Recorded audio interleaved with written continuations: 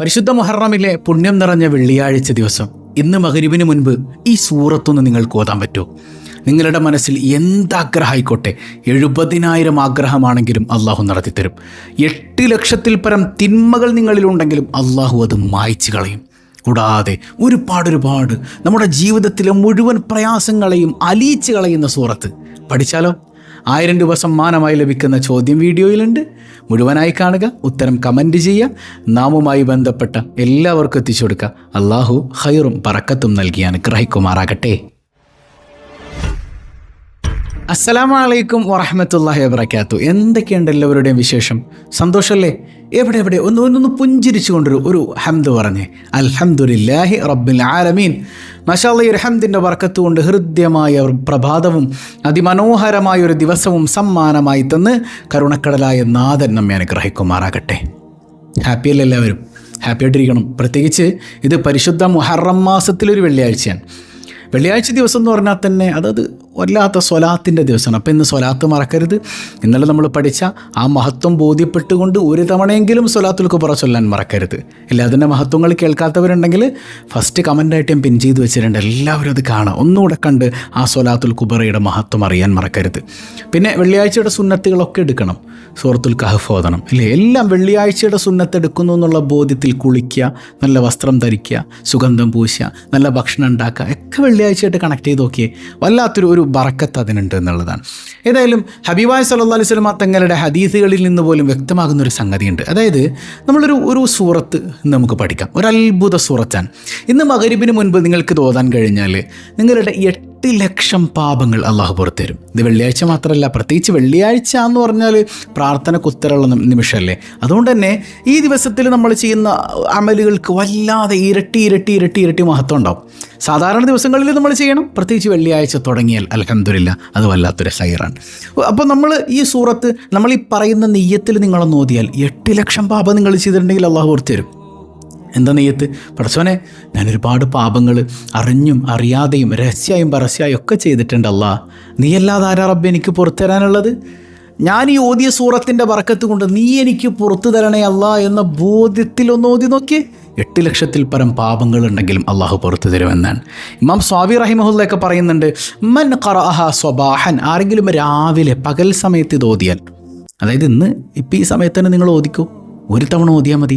ലം യസൽ ഫി ഫറഹിൻ ഹത്താ യംസിയ, അതായത് വൈകുന്നേരം വരെ നിങ്ങൾക്ക് സന്തോഷമില്ലാതെ ഒന്നും ഉണ്ടാവില്ല. നിങ്ങൾ അടിപൊളിയാവും മക്കളെ.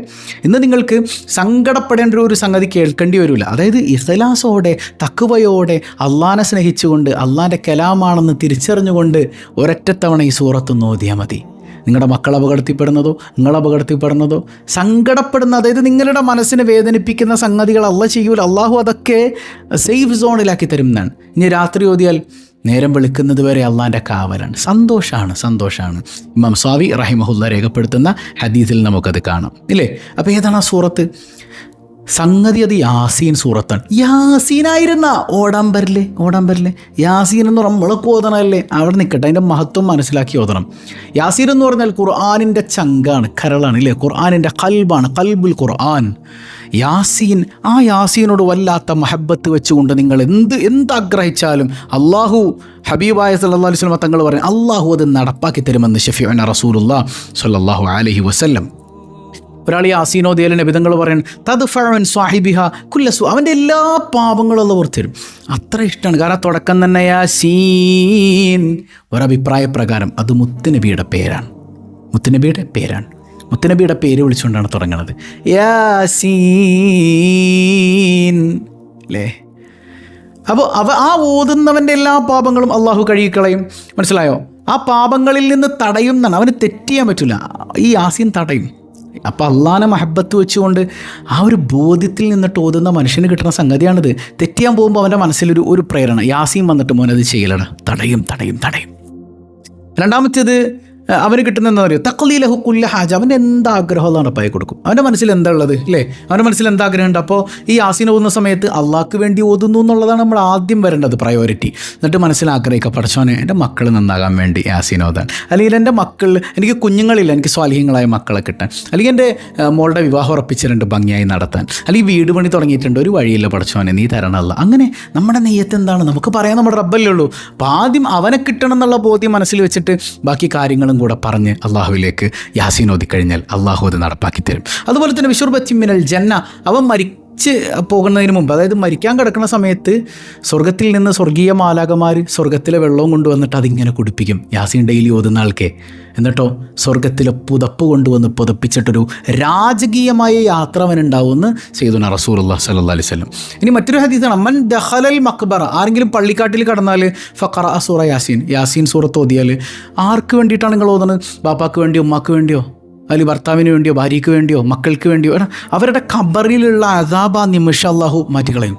മനസ്സിലായോ? നമ്മൾ മരിച്ചുപോയ ആളുകളെയൊന്നും മറന്നു വരുത് കേട്ടോ. വെള്ളിയാഴ്ച ദിവസം മരണപ്പെട്ട മാതാപിതാക്കളെ സിയാറത്ത് ചെയ്യുന്നവന് പരിപൂർണമായ ഉംറയുടെ പ്രതിഫലം ഉണ്ടെന്ന് ഷഫീഉന റസൂലുള്ളാഹി സ്വല്ലല്ലാഹി അലൈഹി വസല്ലം തങ്ങളിൽ നിന്ന് പോലും മഹാന്മാർ റിപ്പോർട്ട് ചെയ്തതായിട്ട് കാണാം. അപ്പോൾ അത്ര അത്ഭുതമാണ് വെള്ളിയാഴ്ചയിലെ സിയാറത്ത്. അപ്പോൾ സഹോദരിമാർക്കത് എളുപ്പത്തിൽ നേടാം. വീട്ടിലിരുന്നൊരു യാസീൻ ഓതിയിട്ട് വാപ്പാടും ഉമ്മാടും ഖബറിലേക്കൊന്ന് ഹദിയ ചെയ്തേക്കണം. പിന്നെ അവരെ മറക്കാതിരിക്കാൻ പറ്റി അവർക്ക് ഒരുപാട് നന്മകൾ കിട്ടുന്ന ഒരമലൂടെ ഞാൻ പറഞ്ഞുതരാം. നമ്മൾ ഇന്നലെ ഉണർത്തിയിരുന്നു, ഒരു പാവപ്പെട്ട ഉസ്താദിൻ്റെ കാര്യം നമ്മൾ ഏറ്റെടുത്തിട്ടുണ്ട്.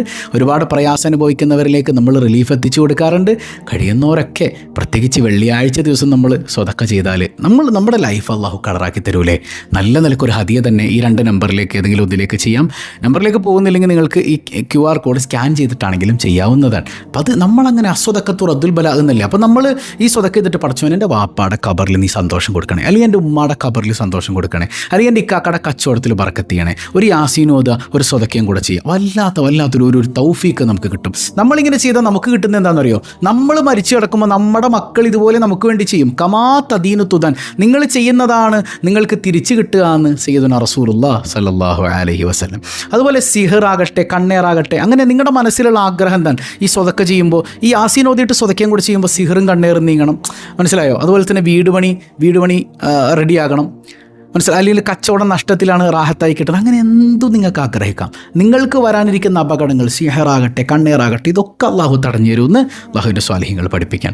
ഇനി നിങ്ങളുടെ മക്കൾ ഭയങ്കര പേടിയാണ് അവർക്ക്, ഉറക്കത്തിൽ നിന്ന് ഇങ്ങനെ ഞെട്ടി എണീക്കുന്നു, പെട്ടെന്ന് ഭയങ്കര പേടി അവർക്ക് പിടികൂടിയ പോലെ. അതെന്ത് ചെയ്യണമെന്ന് വെച്ചാൽ നിങ്ങളെ കുഞ്ഞുങ്ങളുടെ അടുക്കലിരുന്നിട്ട് സൂറത്ത് യാസീൻ ഓതുക. ഇനിയിപ്പോൾ രോഗം എന്തെങ്കിലുമൊക്കെ ഉണ്ടെങ്കിൽ തന്നെ അടുത്തിരുന്ന് യാസീൻ ഓതിയിട്ട് ഓരോ മുബീനെത്തുമ്പോഴും കുഞ്ഞുങ്ങളുടെ ശരസിലേക്ക് ഇഷ്ഫി എന്ന് മന്ത്രിച്ചു കൊടുക്കുക.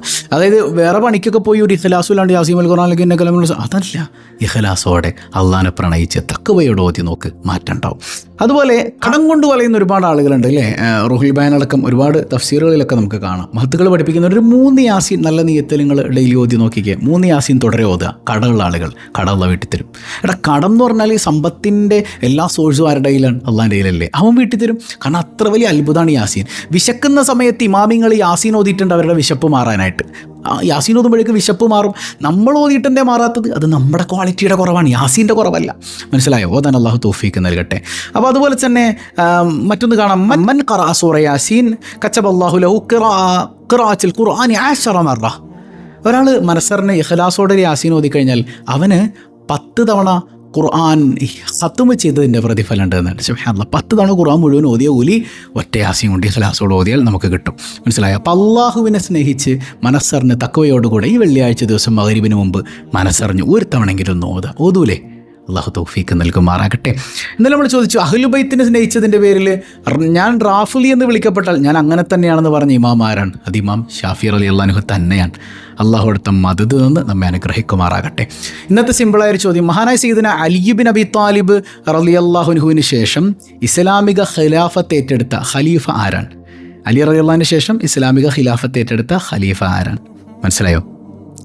അപ്പോൾ ഉത്തരം കമൻറ്റ് ചെയ്യുക. അല്ലാഹു ബറക്കത്ത് ചെയ്യട്ടെ. പതിവായി ചൊല്ലുന്ന ദിക്ർ സുബ്ഹാനല്ലാഹി വബിഹംദിഹി അദദ ഖൽഖിഹി വറിദാ നഫ്സിഹി വസിനത അർശിഹി വമിദാദ കലിമാതിഹി. സുബ്ഹാനല്ലാഹി വബിഹംദിഹി അദദ ഖൽഖിഹി വറിദാ നഫ്സിഹി വസിനത അർശിഹി വമിദാദ കലിമാതിഹി. സുബ്ഹാനല്ലാഹി വബിഹംദിഹി അദദ ഖൽഖിഹി വറിദാ നഫ്സിഹി വസിനത അർശിഹി വമിദാദ കലിമാതിഹി.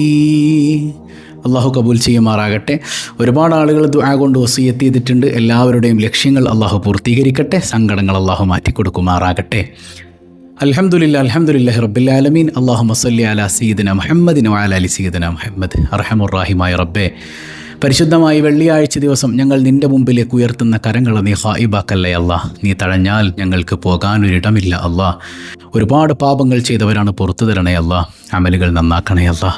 നിൻ്റെ മുത്തഖീങ്ങളിൽ പെടുത്തണേ അല്ലാ. അസുഖബാധിതർക്ക് ശിഫ നൽകണേ അല്ലാ. മക്കളില്ലാത്തവർ, വീടില്ലാത്തവർ, പടച്ചവൻ അങ്ങനെ തുടങ്ങി, വിവാഹം നടക്കാത്തവർ, കടം കൊടുത്തത് തിരിച്ചു കിട്ടാത്തവർ, സ്ഥല കച്ചവടം നടക്കാത്തവർ, എല്ലാവരുടെയും ലക്ഷ്യങ്ങൾ എന്തെല്ലാം മുറാദുകളുമായിട്ടാണോ ഈ സദസ്സിൽ പങ്കെടുക്കുന്നത്, ആ ലക്ഷ്യങ്ങളൊക്കെ നീ പൂർത്തീകരിക്കണേയല്ല. ഞങ്ങളുടെ കൽബിൽ നിന്നെ കാണാനുള്ള തൗഫീഖ് നൽകണേയല്ല. സിഹറുകൾ, കണ്ണേറുകൾ ബാത്തുലാക്കണേയല്ല. പരിശുദ്ധമായി വെള്ളിയാഴ്ച ദിവസത്തിൽ ഞങ്ങൾ ഈ ചെയ്ത ഹദിയയുടെ ബറക്കത്ത് കൊണ്ട് പടച്ചോനെ ഞങ്ങളുടെ ജീവിതത്തിൽ ദാരിദ്ര്യം തരലേയല്ല, പ്രയാസം തരലേയല്ല, സമാധാനം തരണേയല്ല. ഞങ്ങൾ ആർക്ക് വേണ്ടിയിട്ടാണോ ഹദിയ കൊടുത്തത് അവർക്കും ഞങ്ങൾക്കും ജീവിതത്തിലുടനീളം സമാധാനവും സന്തോഷവും നൽകണേയല്ല. സാമ്പത്തിക അഭിവൃദ്ധി നൽകണേയല്ല. ഒരുത്തൻ്റെ ഈ മുമ്പിൽ പോയി ഇരക്കേണ്ട ഗതികേട് നൽകല്ലേ അല്ല. കരുണക്കടലായ തമ്പുരാനെ, ഞങ്ങളിൽ നിന്ന് മരണപ്പെട്ട എല്ലാവർക്കും, മാതാപിതാക്കൾ, ബന്ധുമിത്രാദികൾ തുടങ്ങി ആരെല്ലാം ഞങ്ങളിൽ നിന്ന് മരിച്ചു പോയിട്ടുണ്ടോ ഖബർ വെളിച്ചാക്കണേയല്ല. ഈ സദസ്സിൽ പ്രായമുള്ള ഉമ്മമാരടക്കം വീക്ഷിക്കുന്നുണ്ട്. എല്ലാവർക്കും ആഫിയത്തുള്ള ദീർഘായുസ്സ് കൊടുക്കണേയല്ല. ഞങ്ങൾ ആരെയും നീ പെട്ടെന്ന് മരിപ്പിക്കല്ലേ അല്ല. പടച്ചോനെ, ഞങ്ങളെല്ലാവരെയും നിൻ്റെ ഹബീബായ സല്ലല്ലാഹു അലൈഹി വസല്ലം തങ്ങളോടൊപ്പം, പ്രത്യേകിച്ച് സ്വബാഹുൽ ഖൈർ കുടുംബത്തിലെ ഓരോരുത്തരെയും കാരുണ്യം കൊണ്ട് ഒരുമിപ്പിക്കണേ അല്ലാ. ബിഹഖി സല്ലല്ലാഹു അലാ മുഹമ്മദ് സല്ലല്ലാഹു അലൈഹി വസല്ലം, സല്ലല്ലാഹു അലാ മുഹമ്മദ് സല്ലല്ലാഹു അലൈഹി വസല്ലം. അല്ലാഹുമ്മ സല്ലി അലാ മുഹമ്മദ് യാ റബ്ബി സല്ലി അലൈഹി വസല്ലം. വസ്സലാമു അലൈക്കും വറഹ്മത്തുള്ളാഹി വബറകാതുഹു.